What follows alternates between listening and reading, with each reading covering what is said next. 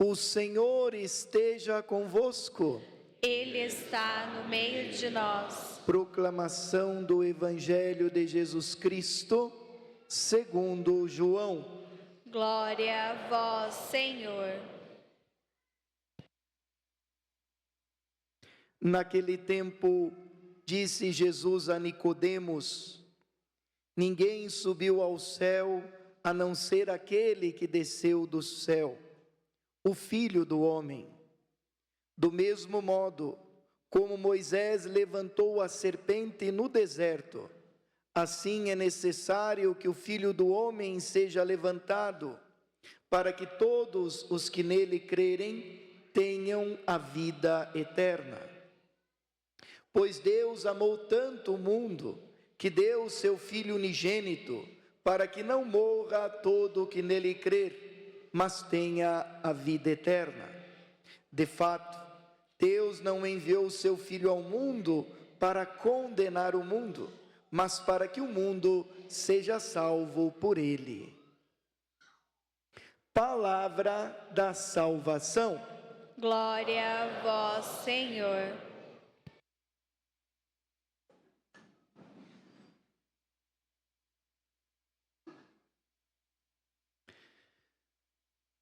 Amados irmãos e irmãs, quis a divina providência que este ano de 2025, esta festa fixa do dia 13 de setembro, caísse na missa de preceito, na missa dominical. Então, toda festividade, solenidade sempre tem precedência litúrgica. Então nós interrompemos o curso do tempo litúrgico ordinário, que é o tempo comum, para celebrarmos esta festa da exaltação da Santa Cruz, que a igreja já celebra desde o quarto século. Veja, desde o ano 300 a igreja celebra essa festa da Santa Cruz, porque essa festa ela foi instituída quando foi encontrada as relíquias da Santa Cruz de nosso Senhor Jesus Cristo, pelo esforço feito a pedido da imperatriz Helena, Santa Helena, mãe do imperador Constantino. Então, vocês sabem que o imperador Constantino se converteu a Jesus Cristo. Primeiro quem se converte é sua mãe Helena, e se converte em silêncio, porque o Império Romano considerava os cristãos uma seita, perseguia, e como vocês sabem, os primeiros cristãos eram mandados para o Coliseu, a fim de alimentar as feras e divertir o povo. Então, Santa Helena sofreu um íntimo processo de conversão e sempre rezava pela conversão do seu filho, o imperador Constantino. O Império Romano era tão grande que ele se configurava como uma tetrarquia. Tanto que vai cair o Império Romano do Ocidente primeiro, depois cai o Império Romano do Oriente, que tinha por sede Constantinopla. Então, o rei de Constantinopla, o governador de Constantinopla, constantemente queria unificar para si o império. Então, Constantino briga para a unificação do império com Maxêncio, e segundo o seu próprio julgamento, ele não teria muitas chances. Os exércitos de Maxêncio eram maiores que os exércitos de Constantino, e no campo de batalha ele tem uma visão de uma cruz, e nesta visão uma voz interior que dizia: sobre este sinal vencerás. E ele não entendeu isso, dormiu e teve um sonho. Neste sonho, Jesus aparece para ele e dá para ele a mesma cruz que ele vislumbrou no campo de batalha. Aí ele entende que cruz é esta, é a cruz dos cristãos, daquela seita que ele perseguia e matava. E no dia seguinte, após o sonho, ele pediu para que os soldados cunhassem em seus escudos símbolos cristãos, entre eles o ictus, PX, que é o início do Christos na língua grega, e então batalhou contra Maxêncio. Como que milagrosamente suas tropas venceram Maxêncio e ele unificou o Império Romano e considerou que ele venceu por causa do Deus dos cristãos, por causa de Jesus. Se converteu então ao cristianismo e não só permitiu a religião cristã como o culto livre, mas também tornou o cristianismo a religião oficial do império. E sua mãe, já convertida, ficou muito feliz e aí pediu para que houvesse um esforço a fim de fazer escavações lá em Jerusalém para encontrar as relíquias da Santa Cruz. E ali, nessas escavações, encontraram 3 cruzes, justamente no Gólgota, onde Jesus foi crucificado, Monte Calvário. E ali então encontraram de fato 3 cruzes. Qual que era a de Jesus? Eles não sabiam, eram 3 cruzes. E aí colocou pessoas doentes que tocavam nas 3 cruzes, e várias pessoas que tocaram em uma cruz específica ficaram curadas. Aí descobriu que ali era a cruz de Jesus. Então foi feito relíquias enviadas para o mundo todo, construída a Basílica da Santa Croce e apresentada a relíquia da Santa Cruz, aonde foi exaltada, porque aquele símbolo que o próprio Império Romano utilizava para humilhar, para matar, se tornou o sinal da vitória, inclusive das tropas romanas, para a unificação do império.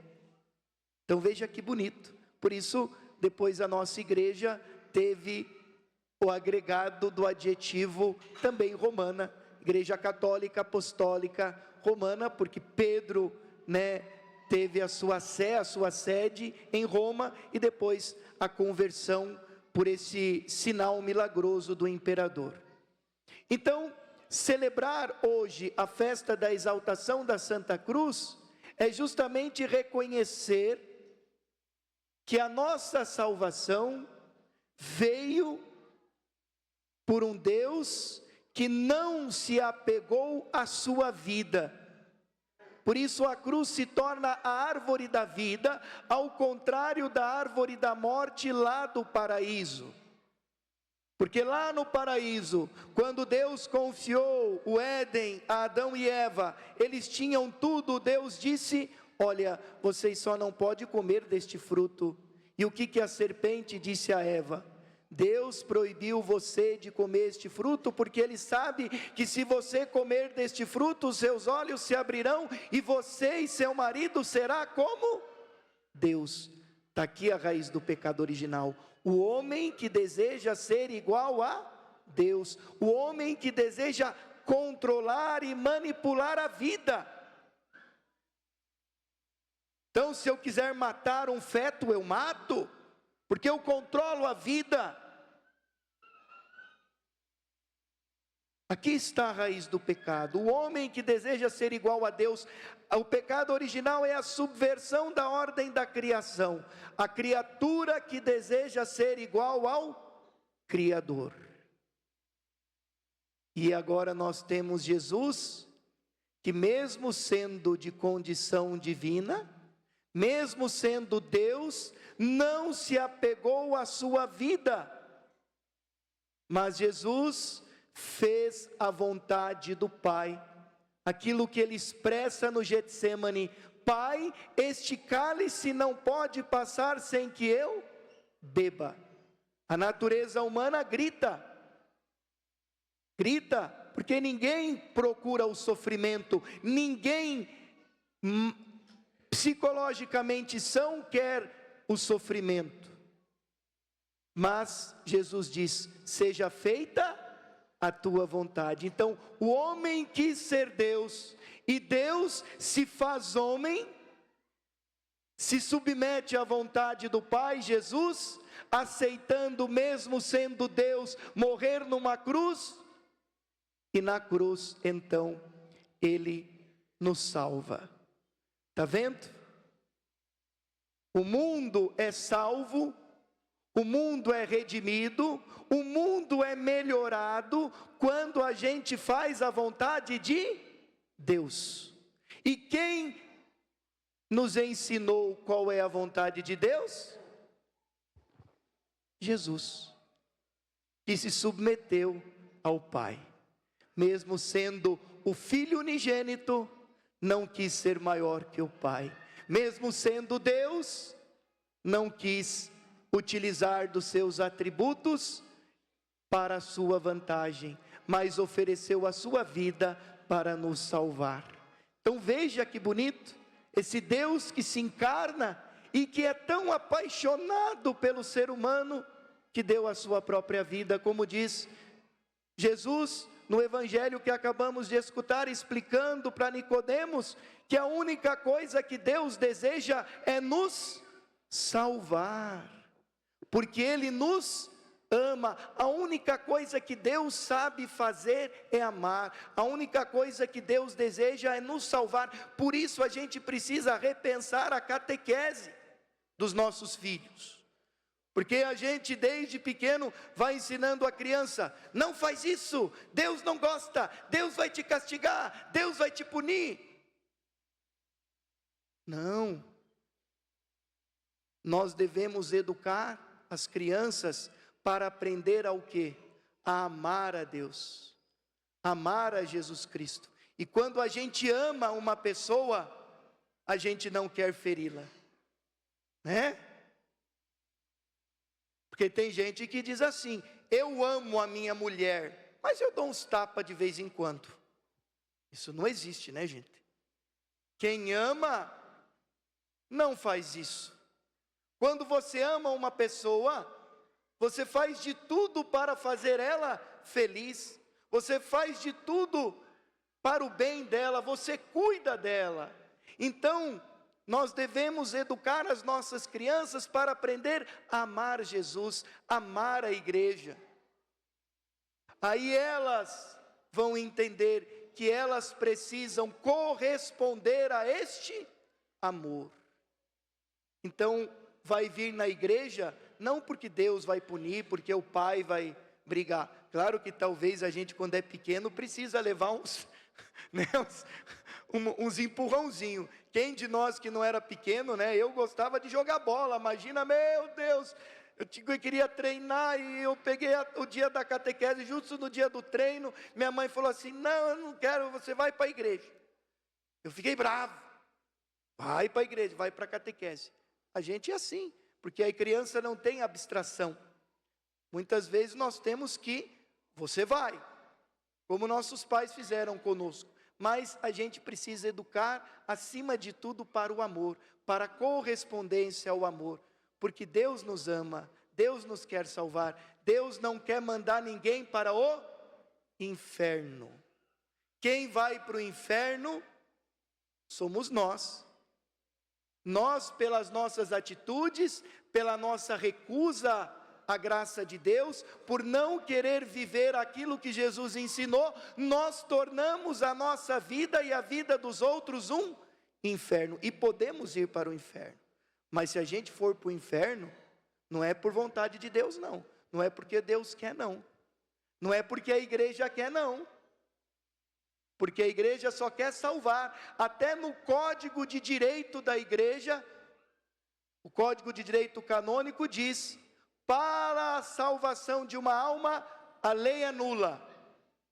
A lei é anulada.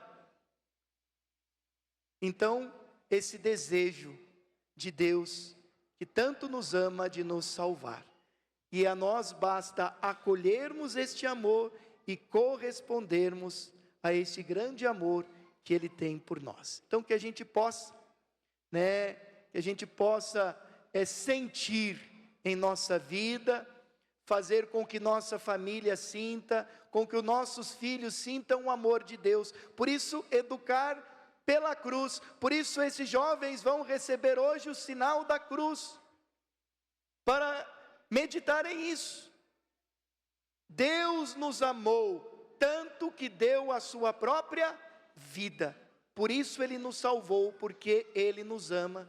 Então, a educação nossa precisa ser uma educação baseada no sinal da cruz, o sinal da nossa salvação, o sinal supremo do amor de Deus por nós, pela humanidade. Então, valorizemos, acolhamos este amor, não sejamos filhos e filhas ingratas, mas sempre gratos, porque Ele só quer nos salvar.